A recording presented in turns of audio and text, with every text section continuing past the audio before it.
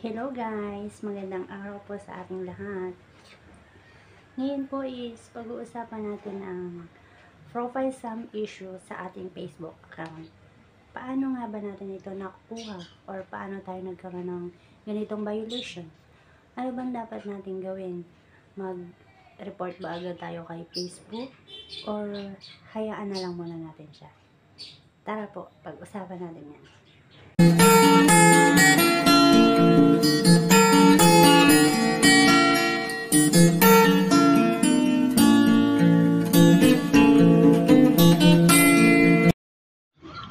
Ayan na guys, kung makikita nyo, nakalagay na profile has some issue. Pag open ko po ng aking FB account, meron na po siyang ganyan nakalagay. Meron daw po akong nalabag sa community standard ni Facebook account. Kahit wala naman po akong ginagawa. Nag-post lang po ako nun. Post lang po siya, as in post lang talaga. Tapos, binigyan niya po ako ng violation. So, hindi muna po ako nag-report niyan guys. Hinayaan ko lang po siya na isang linggo. So, yun po. So, ayan guys. Pumunta na po tayo ngayon sa ating Facebook account. So, ayan. I-click na po natin itong tatlong araw na nakikita nyo.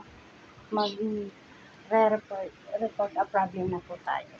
So, hanapin lang po natin yung help and support. So, ayan, ganyan pong itsura niyan.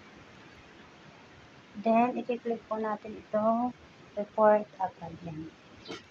So, ayan pong kulay blue na yan na report a problem. Yan po yung i-click natin. So, ayan, kumukunod na po siya. And then, click na lang po itong include. So, hanapin natin dito guys kung ano yung may problema sa ating account. Kung page po siya, page. Kung profile naman po, profile. Hanapin po natin yung profile. So, yan. Ganyan po siya guys. Ganyan po itsura niya. Tanggalin na natin ito. So, ito. Dito po tayo, mag-message na po tayo kay Facebook. Dear Facebook team.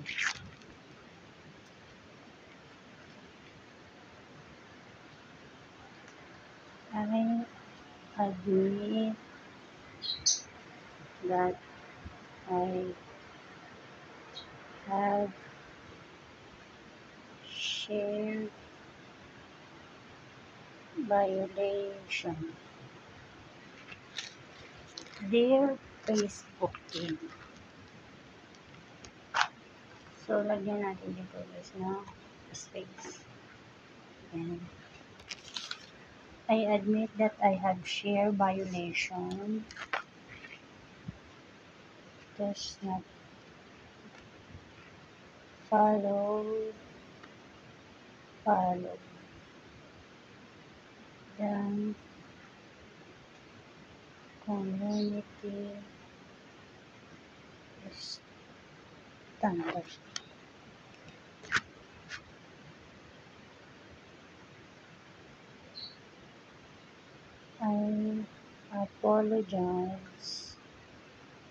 I apologize for my mistake. Please remove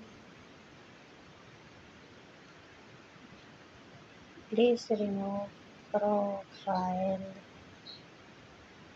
issue on my profile account.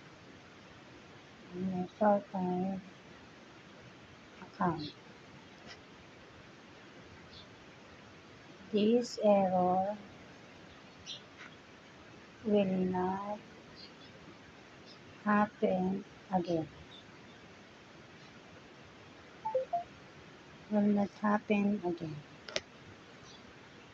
Thank you.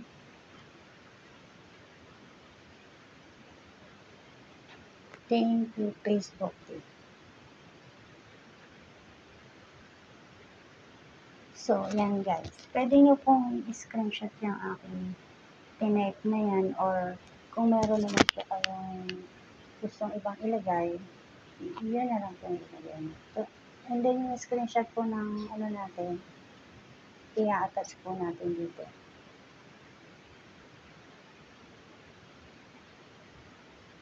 So, ayan po yung profile page niya.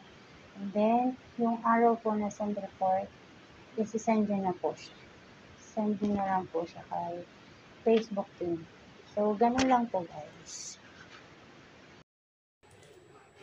So, ayun na guys. Pagkatapos nyo na po siyang may report, mga after 1 week po, babalik na din po ulit sa dati yung ano nyo, yung Facebook account. Mawawala na po yung profile has some issue, and then babalik na din po yung inyong mga stars. So, ganun lang po ang ginawa ko guys.